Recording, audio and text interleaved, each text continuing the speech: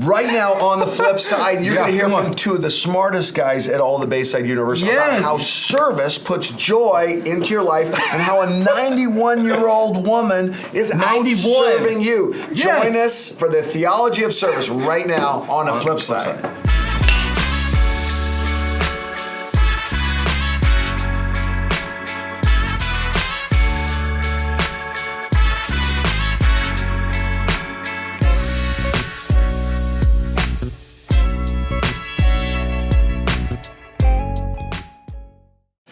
Hello, my friends. Welcome to the flip side. I have the Brannon Shortt on the flip side. How you doing, my bro? I'm doing so good. How are you? Doing great. You're good. And I noticed about you that you have a Southern accent. I don't think I have a Southern accent. Yeah, he does. Yes, you do. Okay, do I? Thank you. Thank you. Maybe like Southern California. And no, it's Southern. Is it? No, it's not Southern. Tell me one major freeway in California. The 5. I-5. The 5. The 5. The 5. The 80. They're all. The 80. No. Ask him how he says. These guys coming with me on the 5. Why? Say why. Why? How do you say lawyer? Okay, wait. Lawyer. The reason I bring it up is that we're joined also by James Powell. And James, where are you from? I'm from Alabama. No. Did he say Alibaba? Alabama. Okay. That sounded like Alabama. British-ish. British-ish. British-ish. Yeah. So I got two Southerners on the show with me. Don't leave me here. Oh, hey. Yeah, I know. Oh my gosh.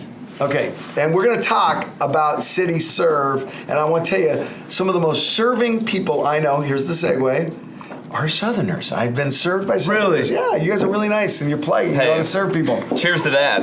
And what coffee were you having, Haley?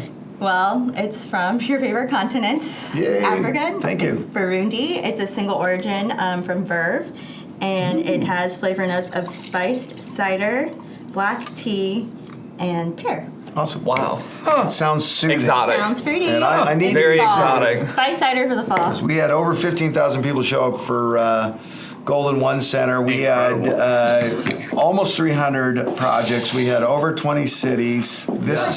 We're all kind of like in a post Golden One fog around here at Bayside, and we're happy to be in that fog because what an incredible week of service it was. The week of service, unlike anything I've ever seen before. Like nuts. Right. Next level. This is your first serve day city service. Oh, yeah. Totally. First city service here at Bayside. Obviously, there are people around the globe that get together with their faith communities, serve their cities. Sure. But I think the way that I experienced it here was just a whole other level. The way people would jump in, sign up for at least one project, but doing it as an entire family. Right.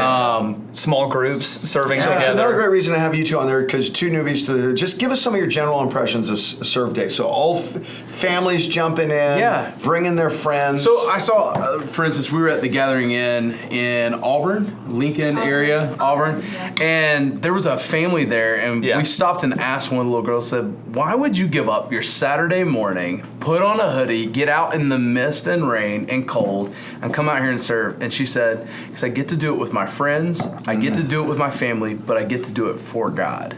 She had this it's for them, but it's for him thing, and it was awesome. Yeah, it was a really cool moment. There were so many stories I heard from other people, but got to experience myself as well. And one of those was one of the senior living facilities here locally had 47 volunteers show up, and they had 100 residents show up to their gathering. Yeah. And one of the things they did, which I thought was amazing, they did face painting for the people in the assisted living community. Oh, wow. And one 12 and 13-year-old. That's kind of it's a reverse. It was amazing, and it was the flip side. It was the flip side of the Gone Service Project. So dang, but it was amazing because some of the, like I said, there's a 13-year-old softball girls team there, and they're painting on these older women and these older guys, and it's just an amazing thing.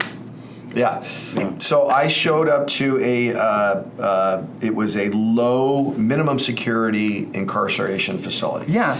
And they're painting it and refabbing it and doing all these sort of things to it. And there's this big mural the team has done there. And I walk in, and one of the kids that serves backstage at Granite Bay, who's like a 12-year-old kid, he sees, Pastor Curt comes up, gives me a hug. I know him. I want to introduce you to my mom. She's the project manager. Here's my aunt. So I meet the aunt, and the aunt's like, I got someone I want you to meet. So she takes me over to this other team, and this is my brother. I'd like you to meet him. He's a little bit newer to Bayside. Oh, Pastor Curt, I want to meet you. Shaking my hand. He's kind of getting emotional. And I'm like, well, I guess I'm kind of a big deal. Totally. He's getting emotional. Just a regular guy. And then he leans in and he tells me why he's getting emotional. He says, Pastor Curt, you want to know, the last time I was here, I didn't go to Bayside. Oh, come on. Yeah. He said, the last time I was here, I wasn't serving and I wasn't painting. Yeah. I was incarcerated in this place. Yeah. And he said, God's changed my life. He goes, I can't tell you what it means to come back here and serve. Yeah. Wow. And so it's just a beautiful picture of the 360 degree, Yeah. You know, a lot of times we'll say repentance is 180 degrees. Well, no, it's not. 180 degrees is the start. 360 degrees is the real repentance. That's when it. you like take the thing that was wrong and you go all the way back around and make it right. And, you know, his name was Randy. He gave me a big hug. I gave him a big hug. I mean, I just couldn't shake that all weekend. That's amazing. Yeah. You can see it across the board. Like, people enthusiastically loved serving because they loved their city and loved their community. Right. I was talking with a buddy this week, and he was wanting to talk about, like, well, what is the church doing to serve our city? And he was talking more hypothetically. Right. And I was able to go, oh, let me tell you what we just did. Yes. About 300 projects, 10,000 people Totally. joined together, and we're an army of volunteers, really out of compassion and love in a way I've just never seen anything like it. Yeah. It was cool. Yeah, the shock factor of when you tell someone, I got a chance to talk to a couple of people in the media, and just watching even the cameraman look in their face and going, you guys are what? How many? Where? It's not just here, and the scope of it is so big. I told this one at Golden One, but it bears repeating on the flip side, especially if you didn't make it there, because we know a lot of people listen from ever to this. 91-year-old Evelyn. So Andrew met her one day. She served 2 days. Andrew met her one day, and she said, I'm 91 years old. I'm in stuffing the bulletins for Bayside for 20 years. Wow. And so Andrew sends this text out to all of us, all the different campus leads. Right. And we're all kind of high-fiving Evelyn in our text stream going, wow, that's incredible. What an amazing volunteer. Not just city serve, but she's amazing all the time. Yeah. So the next day I go there, and I seek her out. She's serving second day in a row. I said, Evelyn, look at my phone. You're a celebrity. Yeah. All the campus pastors know who you are. We're all talking about how awesome you are. And she goes, I didn't see that video because I'm just not on Instagram, Pastor Curt. And I said, well, it's on a text stream. That's a different thing. Yeah. But she's going to see it. So I show her Andrew's video with her. She starts crying. Oh, man. And I said, why do you serve? And she said, I serve for 3 reasons. This is what I've learned. Number one, I don't feel so guilty about watching my TV shows if I'm serving my church while I do it. Okay. That's So, good. and her leader told me she stuffs about 3,000 programs a week. 91. Wow. 91. 91 years She's- old. Number 2, she says, I know for sure what I'm doing is advancing God's work. That's good. And not like just to have that confidence. To know. I'm doing something that's moving God forward. And then she says, and number 3, if my hands are busy serving, I don't snack as much. I should probably serve more. Yeah, totally. We should all I'll tell probably you, serve more. Here's the thing. I think a lot of us think we have to have this high-end ability to serve. And the truth is, here's this lady transforming her world, inspiring all the leaders at Bayside. Yeah, that's right. And avoiding snacking. If she can do Right. it, we can all do it. No doubt. So, Yeah, and I think too it was cool because there were some specialists on different projects. Like there were some very intelligible projects that people had to know what they were doing. That's right. But everywhere there were people who were like, "I'll just give God access to my amateur status. Like I don't know how to I do love this, that. I love but I'll that. just get out I there love with a that. shovel. That's right. Move some dirt. Yes. I even heard that maybe you like moved a pile of mulch. I did move a pile of A mulch. singular pile of mulch. I love one of my favorite stories the whole weekend was we were down in Midtown, and Bayside Midtown was doing incredible stuff. If you're a part of Bayside Midtown, my hat is off to you. What they did was incredible. But It was a nice hat, too. It's yeah, right it was over a there. great hat. And they were doing medical clinics and they were doing free clothes. They did a shopping center that was not called Nordstrom, it was called Lordstrom's. And it was amazing. But one thing that just moved me was back in the corner of their patio area, there is a pet care station. And they're doing this for people in the community that are currently experiencing homelessness that have pets. Wow. And it was amazing. This guy comes up to me. By the way, if you've not worked with the homeless, Right. there is nothing more that a homeless person cares about than their pet. I mean, a lot of times this is literally what's keeping them alive, the companionship of Right. that pet. And it's a really significant issue. And the guy that came up to me, who had just went over and got a new leash and a harness and some basic medication for his dog, came up to me and goes, I cannot believe this church cares about my best friend this much. Wow. I mean, it was amazing. That's who he has, is that dog. So it was cool to see all over the region our church really taking ownership from big needs, little needs, everything in between. One more story, and I want to talk about the theology behind this service, because it's more than just feel-good stories. That's right. So a denomination official, large denomination, national denomination, one of their officials, got a friend of mine, he texts me, and there's a couple pictures of a pristine basketball court that was in total disrepair, and we went down there and cleaned it and repaired it and all the facility. He says, Pastor Curt, I am deeply touched by what you guys at Bayside did here in Stockton, California for Franklin Street Transition Home. Your care for the ex-felons, thanks, brother, means so much to me. I'm here dropping off a young men to have this experience, and I can't believe how nice the facility looks. Thank you. Wow. And I called him later. He's literally in tears, not expecting another denomination, another church. Yeah, that's right. And he has a great and powerful ministry to ex-felons. He got saved when he was in prison, this guy. And he just deeply encouraged. Yeah. And I go, well, this is the way churches work together. Oh, that's right. Not by agreeing on theology or strategy or practices. We just need to link arms and serve together. Even our serve projects. Like, we didn't go out there and go, how are we going to network in our community? This wasn't an exchange. Right. It was, let's find somebody, let's find a need, see it, and meet it. And that was the strategy behind it. It's like, how to see a need, meet a need. It was really inclusive too. I showed up at a ton of sites where I'm like, hey, I'm Pastor Curt. Thanks for serving. They're like, who are you? Right. I have no idea. Right. We've never been to a Bayside service. Yeah. We know a Baysider. We work for a Baysider. That's how we got on this thing. And so that was great for me. Okay, I want to talk theology. This guy, I texted him back and I said, in this divided world, I deeply believe that the next real outpouring of God will start with servant Christians, not celebrity pastors. Yeah. I think there's a profound opportunity that most people that are looking at the post-Christian challenge, the lack of credibility in the Christian church, the sinking and downsizing of attendance in the Christian church, there's like a panic that can sometimes happen in that conversation. I think it's an incredible opportunity. Yeah. I think a lot of people that weren't really committed to Christ have stopped going to church. Yeah. And that's probably a good thing, because we don't want that false religion. I don't want to force someone to do it because their mom wants them to do it. That's right. Yeah. But in that, if we were to just absolutely go after culture with kindness and service and sacrifice, I think the expectations on the church are so low by unchurched people. Right. Yeah. I think the nuns that we talk about, I'm none, I'm not an atheist, not an agnostic, not a Christian, not a Presbyterian, not a Catholic. Right. I think the nuns have such a low expectation of us. Yes. Right? And by the way, probably rightfully so in almost all situations, if we went out and did what the early church did, which is hospitals, rescue orphans, literally rescue abandoned babies, cared for people of all classes in an unbiased way. Right. If we went and played those same plays again, here's my question. Why, it seems so obvious to me, why don't we do it? Why isn't every church doing service that just radically wakes up people to the relevance of Christ's love?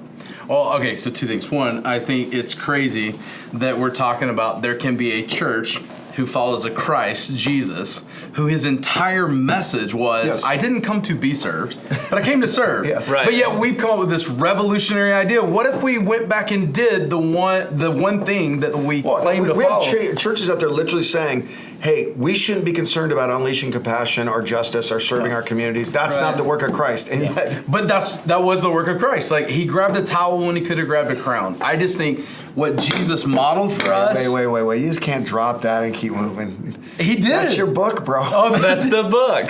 So I think it's the book that Bayside has written. And that's one of the reasons we moved over 2,000 miles, was because seeing this unleashment of compassion here, saying, hey, we love you so much. We've got to take this God who is love and show him in a tangible way.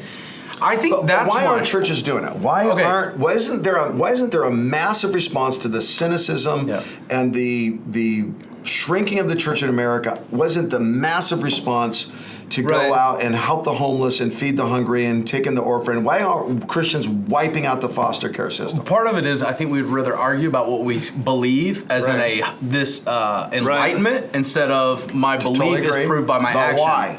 And I don't know the answer. This is the first time on the flip side I don't really even have an answer for this. Well, I think this is going to sound so. That's what I was going to say. It sounds it sounds so elementary to say, but I think that is so what it is. Yeah. The bubble's so much easier. Yeah. It's so much easier to live within our communities, to live within to not know our neighbors, to not step out in this way. Even when we're doing signups for the Serve Day, and we had over 10,000 serving. Right. Super proud of them. But the reports from our sign-up team would be, well, they wanted this project, they couldn't get it, so then they didn't. This family said, we're not signing up because that's the only project we want. So just even that little inconvenience of going, oh, it's not this elementary school we're going to go clean up. It's this one that's 5 minutes further. Yeah. We're such a convenience culture. Here's what I'm convicted by is I can say all of the hypothetical reasons why other people don't serve, but I can tell you some of the reasons in my past that I haven't served is because there are times I didn't feel qualified. That I really didn't feel like, how am I going to serve? I'm in such desperate need of God's help in my life. How do I serve in a way that's going to make a difference? The task is too big. But I think what we've done here is create this community, this army, that I didn't have to be an expert. Yeah. Sometimes we send people on a mission. Let me break down what you said, because you said two things very fast there. Okay. One was the shame of, who am I to try to serve you? Yeah. And it is a shame issue. So it's going, if I go serve the homeless, or I go serve this person that's not at reading level, or if I go help this organization, and I'm in some ways saying I'm superior to you. So there's a little interpersonal, polite, shame, cultural thing there. And the inferior side of, how do I help them? Like, how can I actually make a difference? Yeah. And so for me, that's been part of the struggle at times, for even not just in a serve project, but on the weekend, like serving with kids. I can remember one time having the opportunity to serve in nursery, and I'm like, I didn't have a kid. I didn't know anything about that. Right. But it wasn't about being an expert at kids. It's about, hey, how can I show the same compassion that God has showed to me in a way that makes a difference for them? So the first thing you said, I didn't feel worthy to serve. Yeah. And then you gave another one. Do you remember what it was? Yeah. So I think the other one was, I wasn't smart enough to do it, but getting together as a community, you had people that you link arms with. Right. I wasn't isolated on my own doing it. Right. Yeah. Well, I think our culture, too, leans to the things that are big. Yeah. They're huge. It's we're breaking people out of human trafficking on the spot. That's service that's meaningful. Right. That's more meaningful to some, right? They think that's more meaningful than giving the basic pet care to this man for his dog. Yes. And I think that what was cool about this weekend was, even when one of our teams was out painting with another church, this understanding that a win for one church is a win for everybody. Yeah, a win for one person, serving one person, was a win for everything. Like that is entirely worth it, regardless of the size. But I think our culture absolutely loves big, huge, glamorous, This is where bright light. My wife is always convicting me. I'm always like going, I want to organize a serve day and get 20,000 people there. My wife's like, I want to watch our neighbors' dogs. And come to my house. We have 4 dogs at our house all the time. Right. But she does more in the life of people on our street. Yes. Than I do by far, just because she does think more in that micro. Somebody really smart, really smart, said a lot of us would rather go around the world than walk across the street. Yeah. Totally. Because we have that disease of me. Yeah. So it's Ray who goes, I'll go around the world to speak. I knew it was somebody really smart. But I won't go across the street to hear someone else speak. That's it, yeah. Well, you and I, coming out of a millennial generation that's kind of termed broadly in society as this social justice generation, kind of that negative, we've talked about this before, that kind of negative underbelly of that is a lot of us are genuinely more in love with the idea of compassion than actually doing it. Yeah, take away your Instagram, are you still an activist? Right. And we want to see that people care about that, but so often in society right now, we're more in love with the idea. Yeah, and I'd say the other thing too is, in terms of issues, outrage is so much easier than reconciliation. Oh yeah. So we love to go, okay, I'm care about service. I want our world to be more just. So I'm going to show my outrage. Yeah. And I'm like, It's cheap. It's easy. That's right. Outrage is easy. Yeah. Reconciliation, seeing multi-dimensional parts of this issue that is complex with people. I think another thing that's going on here, really deeply theological, is Christianity is, we're talking about my favorite Southern theologian before this, Dr. Bob Utley, and he talks about we want clarity, the Bible wants tension. Mm-hmm. Yeah. And the tension between God's sovereignty and our free will, the tension between... you did a cool accent earlier, though, when you explained this. Dr. Bob Utley, he's God wants tension, you want clarity. And there's so many of these issues. There is this like tension God wants it. And I think one of the tensions is the proclamation of the gospel and the working out of compassion. Mm-hmm. And the church, I think there's proclamation people in the church, and they're like, listen, if we feed people and clothe people and they don't understand the grace of God, we've just made them a little bit more comfortable as the Titanic sinks. And there's people on this side going, how dare we preach at them before we hug them and love them and bring them in and visit them in prison and give them clothes. And I think what happens is we don't empathize or understand the importance of both sides. And so the church wants to do this all the time. This is the social justice split that happened in the end of the 1800s. Right. And I think we're at that moment again now where we've got a lot in the millennial generation going, come on, we need to demonstrate our faith. And we've got other people going, we need to be stalwarts of proclamation and non-compromise. And the truth is, they're both right. Yeah. And I think the mature spiritual, this is what I loved about what we did this weekend, and I hope this doesn't sound braggy, is we served, we let anyone serve, we served with all people, we embraced all people coming in to serve, we served a lot of different environments, and then we gathered and we spoke the gospel. Yeah. It was kind, it wasn't from a mean place, but it was not compromised. It wasn't a lightweight gospel. No. Right. And I think there's some powerful thing when I always say, Jesus articulated and demonstrated, demonstrated and articulated. Right. And he didn't just do miracles and not say anything. He didn't just say anything and not do miracles. That's right. The power is when they go together. And he showed us the fullness of God in that. And I think for us to be the church that he really wanted to start, it is to be both and to be that authentically. I think you can serve out of a pretentious motive, out of a manipulative. You can proclaim the gospel out of a superior motive, just like So I think when we can just live authentic, like, man, God has done so much for us. Now, out of that, from the extension of his love, I'm going to love people around me. I mean, because you gave the message or the ask of the raising of the hands on Sunday, and it was from a place of love. It was a place of care, not a place of, we've already figured it out. We've already arrived. It was an invitation. Come and see. It was really cool. Yeah. Well, thank you for saying that. So with our last few minutes, the worst thing that could happen with an incredible event like City Serve is that it's a period, not a comma. It's an event. Yeah. So if you were going to give people some practical, pastoral, how do you fit service in your life? How do you be a Christian who's known for service? Yeah. I always say Jesus spent the last few hours of his life, if you read John 21, building a fire, cleaning fish, kneading bread. Yeah. If the most important thing God on earth could do is build breakfast for a few hungry fishermen, how much more do you and I need to serve? If you were to give your best pastoral advice, how do you do that? What would you say to folks? Yeah. I think my first step into that would be really consistent in the little moments. I remember a pastor telling me one time, he goes, I know that the Spirit of God lives in me when all of a sudden I'm compelled to open the door for someone that would struggle opening it. That's good. That I would pick something up when someone drops it.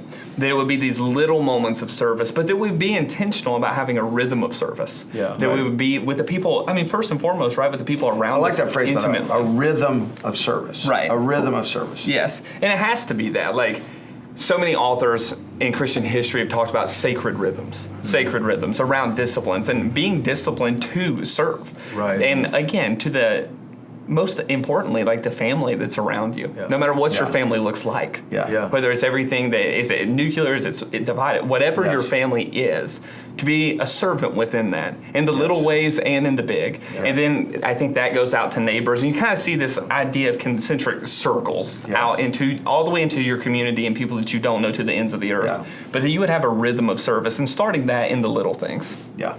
Dude, I think it's really good. I love the circle method. Yeah. I am by nature a selfish person. I think of me first, and so in our home, we noticed that. Yes, you do. Well, I knew you wanted to talk about it, so I thought I would go and tee it up.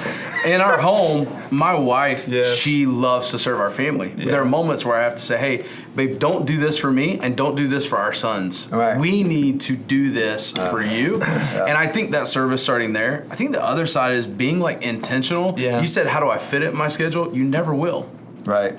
It's like will you ever have time for your kids? Yeah. No, but you make time. That's right. And by making it a priority. And so for us in our family, we've tried to make serving a priority, whether it's on the weekday or the weekend, saying, how are we going to put other people first and ourselves second? I think it begins with an attitude. So like, I'll get done with the day. And I usually have a little moment where I'll sit and debrief right after dinner in my own mind. And I can tell a day where my whole day I was trying to get my way.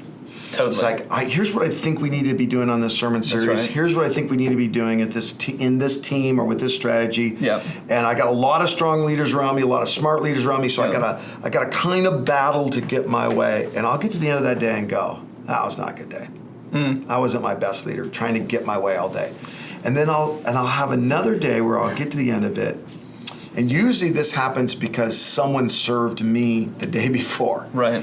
And I'll go, man, that was a fun day. That was a fun day because I saw someone struggling. Right. And I got to step in and give them an encouraging word. I opened a door for someone who was having a hard time. We're wired for it. I had a day a couple of weeks ago. I saw a distressed person in the parking lot. And I knew them. We weren't close friends, but they knew me and I knew them. I said, can I just pray for you right now? Come on. Yeah. And I'll tell you, what a better day that was. Yeah. Right. So I love what you're saying about the rhythms and the deliberateness. When I am deliberately going, I'm going to find a micro opportunity just to be a servant, my life goes better. And then one other little piece of advice I'll give you in terms of families.